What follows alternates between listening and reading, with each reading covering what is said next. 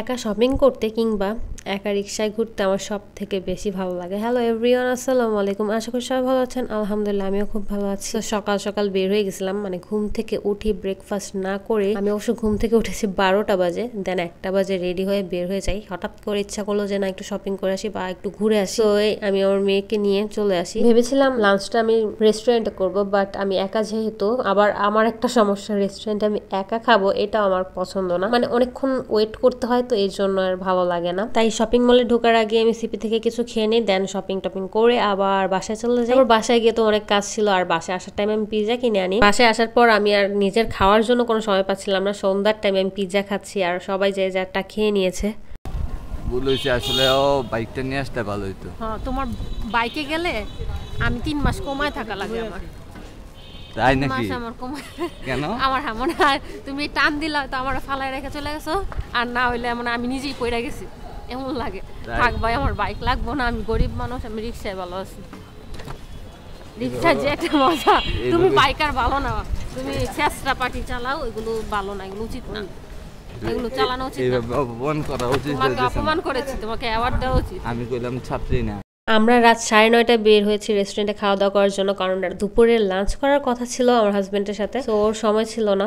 তাই আর কি করার, আমি আজকে নিয়ে আসি। আর মেন কথা হচ্ছে এটা আজকে আমার নিজের টাকা খরচ করে ট্রিট দেওয়া হচ্ছে, কারণ ও আজকে লুটে নিয়ে আসে আমার থেকে টাকা। মেয়েরা নিজেরা ইনকাম করলে যেমন স্বাধীনতা আছে, আবার ইনকাম করলে জামাইরা আবার যেমন জ্বালায় যে ট্রিট দাও না কেন, ট্রিট দাও না কেন, এটারও একটা ব্যাপার আছে। কিন্তু ব্যাপারটা যে খারাপ তাও কিন্তু না। সো তুমি যে আজকে বোর্ড টাকায় ট্রিট পাইতেছো, তোমার কেমন লাগতেছে? এরকম যদি প্রতিদিন পাইতাম আর কিছু লাগতো না। সাদা কামড়ে প্রতিদিন যেতে যাবো।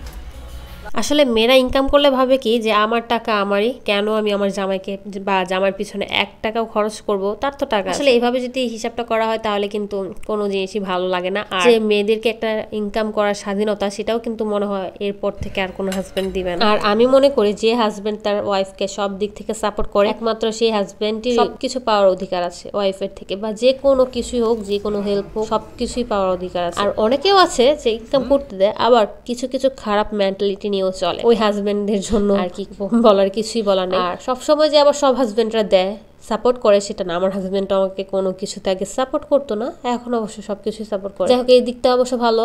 আর আমি এমন একটা মানুষ যে আমাকে সাপোর্ট করে বা বিশ্বাস করে, আমি তার বিশ্বাসটা ভাঙি না। বাট আমার বিশ্বাস যে ভাঙবে, আমি সেম তার বিশ্বাসটা ভাঙতে 1 মিনিটও দেরি করি না। আর আমার কাছে একটা টাকাও যদি থাকে না, আমার মনে হয় আমি যে কোনো মানুষকে হেল্প করি। আর আমরা যেহেতু বের হয়েছি রাত 9:30টায়, যেতে যেতে 10টা বেজে গেছে।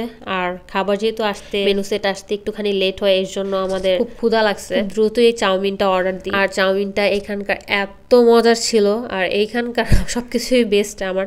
আর এই একটা রেস্টুরেন্টে আমার এত ফেভারিট, আমি সব সময় যাই, কেন জানি এই রেস্টুরেন্ট ছাড়া আমার অন্য কোনো জায়গায় আমার পছন্দ না বা ভালো লাগে না। চাউমিন খাওয়ার পর আমার একদমই খাওয়ার ইচ্ছা ছিল না, প্রচন্ড পেট ভরা ছিল। তাই আর আমার খাবারটা আমি নষ্ট করে নিয়ে আমারটা আমি পার্সেল করে নিয়ে আসি, আর আমার হাজবেন্ডের থেকে আমি কিছু খাই। চট্টগ্রামে অনেক গরম পড়েছিল, আবার আজকে সারাদিন যেহেতু বাইরের ওপর ছিলাম, অনেক গরম লাগছিল। বাট রাতে এতটা ঠান্ডা লাগছিল যে আমি বাসায় এসে দুধ চা বানাই। আর আমি যে মানুষ দুধ চা খাই না, সে মানুষ আমার দুধ চা খাওয়ার ইচ্ছা হয়। আর চা খাচ্ছিলাম আর টিভিতে কার্টুন দেখতেছিলাম। আর আজকাল যে আমার কার্টুন দেখতে কি পরিমাণ ভালো লাগে। সো আজকের ভিডিওটা এই পর্যন্তই। সব ভালো থাকবেন, সুস্থ থাকবেন। আল্লাহ হাফেজ।